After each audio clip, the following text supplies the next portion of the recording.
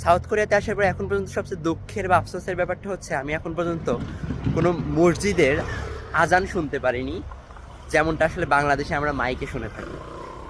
So যাই হোক, আমি এখন একটা ইসলামিক প্রোগ্রামে যাচ্ছি সাউথ কোরিয়াতেই। So I am really happy for this and let's see what happens. من الشيطان الرجيم بسم الله الرحمن الرحيم কোরআন তেলাওয়াতের শেষ প্রতিযোগী মোহাম্মদ জাকির হাসান।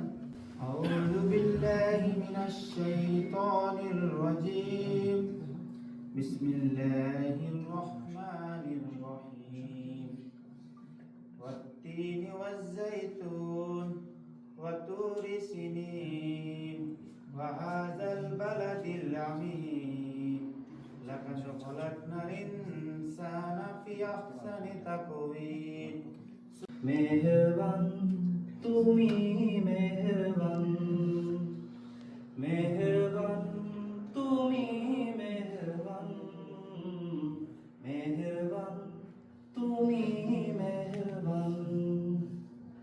আমি পাপী গুনাহগার, তুমি ছাড়া কে আছে আর, ক্ষমা করো ওগো প্রভু। আল্লাহ আমার রব, এই রবি আমার সব, দমে দমে তনু মনে তারি অনুভব।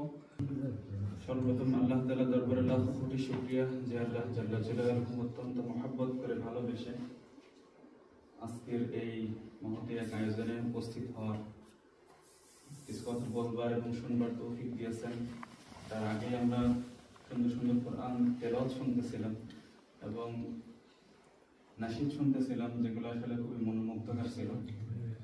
তো আমরা মহান রবের শুকরিয়া আদায় করে বলি আলহামদুলিল্লাহ।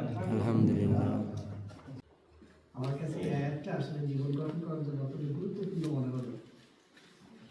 ওমা কানা লিনাফসিন ইল্লা তামুতু ইল্লা বিইজনিল্লাহ। কোনো প্রাণী নির্দিষ্ট সময়ের আগে এক মুহূর্ত সে ইচ্ছা করে মৃত্যুবরণ করতে পারবে না।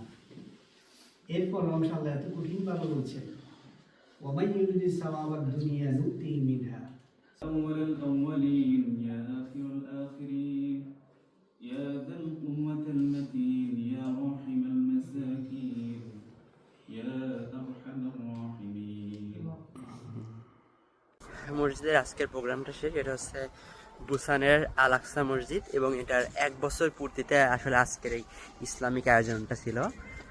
ওভারঅল খুব শান্তি লাগতেছে কেন জানি, কেননা মানে এরকম প্রোগ্রাম বাইরে সে তো আজানই শুনতে পারি না, বাইরে যেরকম বাংলাদেশে হতো মাইকে, বাট এখানে ফাইনালি আজকে ইসলামিক রিলেটেড কিছু ব্যাপার অ্যারেঞ্জ হলো।